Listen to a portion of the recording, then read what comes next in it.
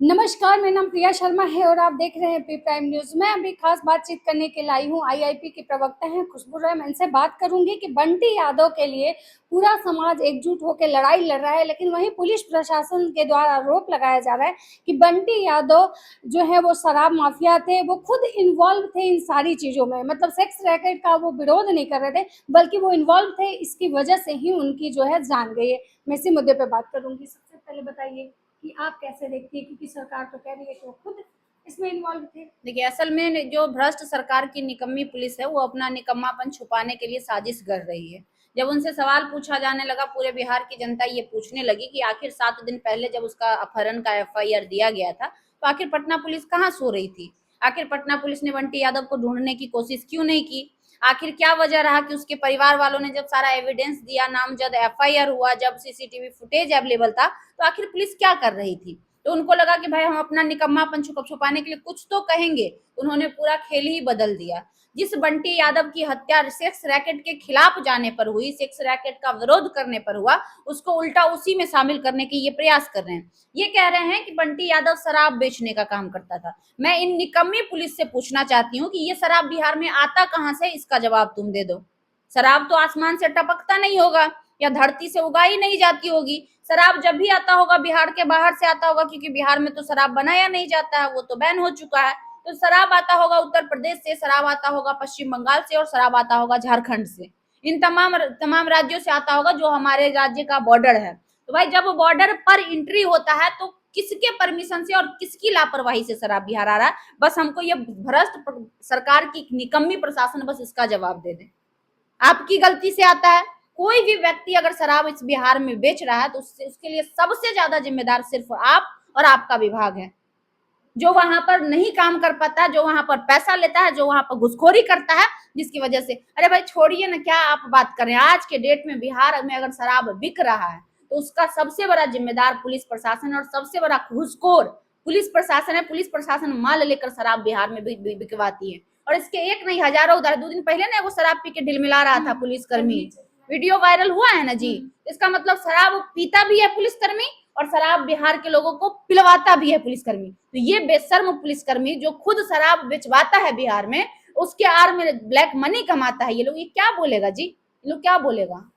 एक सवाल ये भी है कि जब वो कह रहे हैं कि बंटी खुद इसमें इन्वॉल्व था, वो मतलब देह व्यापार वाले मामले में या शराब का, तो फिर ये 4 पुलिसकर्मियों को फिर सस्पेंड क्यों किया? इसका जवाब भी तो वही दे कि आखिर क्यों सस्पेंड किए 4 पुलिसकर्मियों हाँ, को? नहीं नहीं, वो भी छोड़ दीजिए। वो अगर इन्वॉल्व था तो हम बस इतना पूछ रहे हैं कि आखिर पटना जंक्शन जैसे पॉश एरिया में, पटना जंक्शन जैसे पटना के प्राइम लोकेशन पर देह व्यापार चल क्यों रहा है? बस इसका जवाब दे दीजिए। किसके परमिशन से चल रहा है?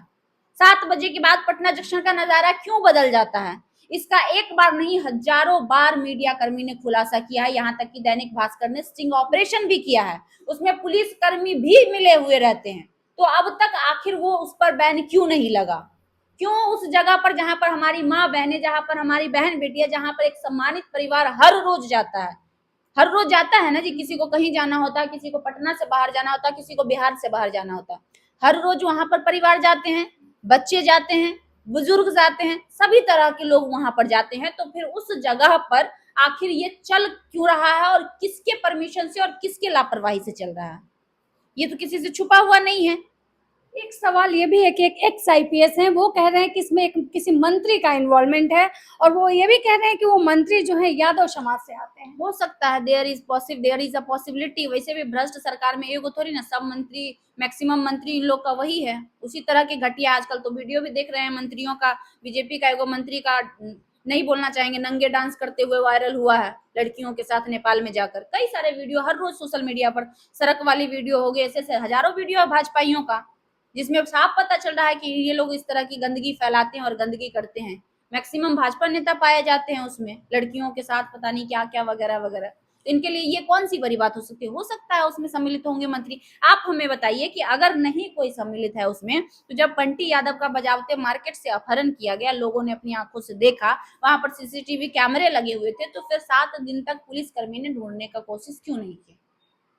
एक सवाल ये भी है कि बंटी यादव की जैसे हत्या हुई, भरत तिवारी की हत्या हुई, और इन लोगों का मेन ये मोटो था कि ये लोग किसी गलत चीज के खिलाफ विरोध कर रहे थे, लेकिन भरत तिवारी को तो न्याय नहीं मिला। क्या आपको लगता है कि बंटी यादव को न्याय मिलेगा? देखिए, भरत तिवारी हो या बंटी यादव हो, ना ही ये पहले हैं और ना ही ये आखिरी हैं। बिहार में ये पहले भी होता था, आज भी हो रहा है और आगे भी हो रहा है। इसके लिए जिम्मेदार हमारा समाज है, आपका समाज है। जब तक हमारे और आपके समाज जागरूक नहीं होंगे, ऐसे ऐसे भ्रष्ट सिस्टम से सवाल नहीं करेंगे, एकजुट नहीं होंगे, ऐसे ऐसे भ्रष्ट सिस्टम के भ्रष्टाचार के खिलाफ आंदोलन पर नहीं उतरेंगे, ये भ्रष्ट सिस्टम ऐसे ही रवैया अपनाती रहेगी। आज उनके घर की बारी आई है, कल हमारे घर की आएगी, परसों आपके घर की बारी आएगी। इसलिए हम ये अपील करना चाहेंगे बिहार के युवाओं से, बिहार की जनता से, अब उठिए, बहुत सोली आप, अब उठिए और इस भ्रष्ट सरकार को उसकी औकात दिखाइए। ये लोकतंत्र है और लोकतंत्र में to the people, for the people और बाय द पीपल चलता है। ये लोकतंत्र है और यहाँ पर यही चलता है और ये आपको समझने की जरूरत है। जब तक हम और आप सोए रहेंगे, हमारे और आपके जमीर बिके रहेंगे, तब तक सत्ता में बैठे तमाम दलालों का घर चलते रहेगा और इस तरह की चीजें होती रहेंगी। लास्ट सवाल मेरा ये रहेगा कि आप भी गई थी बंटी यादव के घर, क्या बंटी यादव के घर की स्थिति, हालात देख के आपको लगा कि वो शराब माफिया हैं या? जो पुलिस कर्मी बनते हैं, पुलिस प्रशासन में जाते हैं, 5 साल बाद बड़का बड़का बंगला पीट लेते हैं, 2-2 गाड़ियां चमचमाती उनके घर के बाहर लगी रहती हैं। अब पता नहीं काहे कि पुलिस का सैलरी उतना नहीं है जिस सैलरी में घर बंगला बन जाए। अभी तो हमेशा लगातार खुलासा हो रहा है कि फलना पुलिस कर्मी के पास करोड़ों पैसे पाए गए। अभी एक पति पत्नी पकड़ाया है, कहाँ तो यूपी या कहीं में, जिसमें पता चला है कि उनको कम से कम 200 करोड़ की संपत्ति पाई गई है पति पत्नी के पास। तो ऐसे हर रोज पुलिस के खुलासे होते हैं। लेकिन जहां तक बात बंटी यादव की, तो बंटी यादव एक ऐसे छोटे से घर में रह रहा है जिस मकान में 3 फ्लैट है और वो तीनों फ्लैट 3 लोगों का है। मतलब एक फ्लैट मात्र एक 2 रूम का एक कमरा है उनका छोटा सा, जिसमें पूरा परिवार रहते हैं। भाई जब शराबी माफिया बंटी यादव होता तो उतना छोटा फ्लैट में घर में रहने की क्या जरूरत थी? जब सेक्स रैकेट ही चलाने वाला वो होता तो फिर उसको उतने छोटे से जगह में रहने की क्या जरूरत थी? बड़का बड़का बंगला पीट लेता, बड़का बड़का महल खड़ा कर लेता। यानी वो तो अवैध, पोती डेफिनेटली प्रशासन ही के मिली भगत से ही उसकी हत्या हुई है। प्रशासन की लापरवाही नहीं, प्रशासन की मिली भगत से उसकी हत्या हुई है, क्योंकि बंटी यादव उस सेक्स रैकेट के आड़े आ रहा था। और प्रशासन, पटना की प्रशासन और पटना के वो तमाम दल्ले सेक्स रैकेट को चाहते हैं कि पटना में चले एक लाइन अच्छा, में। एक बात बताइए, मतलब सरकार से प्रशासन ज्यादा पावर में है? क्योंकि भरत तिवारी मामले में भी देखा गया कि प्रशासन एनकाउंटर किया और सरकार बोल रही है कि हमें नहीं पता, मतलब प्रशासन का नहीं, इतना देखिए, मन बढ़ गया। एक्चुअली ये दोहरे नीति वालों की सरकार है, जो कहते कुछ और है, करते कुछ और है, दिखाते कुछ और है और होते कुछ और है। ये सिर्फ और सिर्फ जनता को बरगला रहे हैं, जनता को दिखाना चाहते हैं कि हम सही हैं।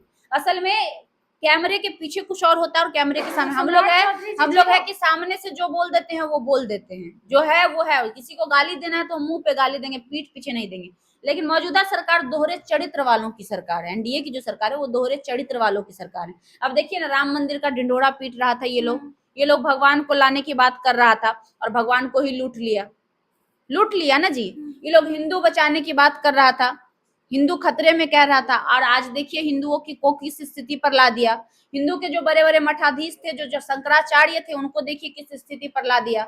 जितने भी चोर थे सब मठाधीश बन गए और जितने भी मठाधीश थे उनको मठ से बाहर कर दिया गया। तो ऐसे एक नहीं हजारों प्रमाण है जिससे ये साबित होता है कि ये दोहरे चरित्र वाली जो सरकार है ये असल में वही करती है जो ये करना चाहती है, लेकिन ये सिर्फ दिखाती है कि हम आपके साथ हैं। सम्राट चौधरी तो कहते हैं कि हमारा प्रशासन काफी एक्टिव है, एआई हर जगह है, लेकिन उसके बावजूद भी बंटी को न्याय नहीं मिला। तो एआई हर जगह है तो फिर क्या कर रहा था एआई? तब एआई में क्या हो जाता है जब सरेआम पटना में बेटियों का बलात्कार होता है? तब एआई कैमरा कहाँ चला जाता है जब अपहरण किया जाता है? तब एआई कैमरा कहाँ चला जाता है जब बड़े बड़े ज्वेलरी शॉप में नकाबपोश आते हैं और कट्टा सटा के लूट कर ले जाते हैं? तब कहाँ चला जाता है? मैं भी पूछना चाहती हूँ। ये पिंडदान करने की बात करते हैं अपराधियों का। अरे मुरेठा चौधरी जी, आप पिंडदान करना शुरू करिए ना, आपका आधा एनडीए साफ हो जाएगा। इतना एनडीए में अपराधी भरा पड़ा है। धन्यवाद।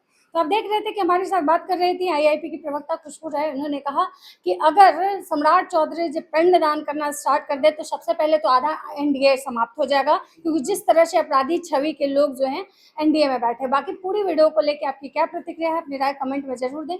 नमस्कार, धन्यवाद।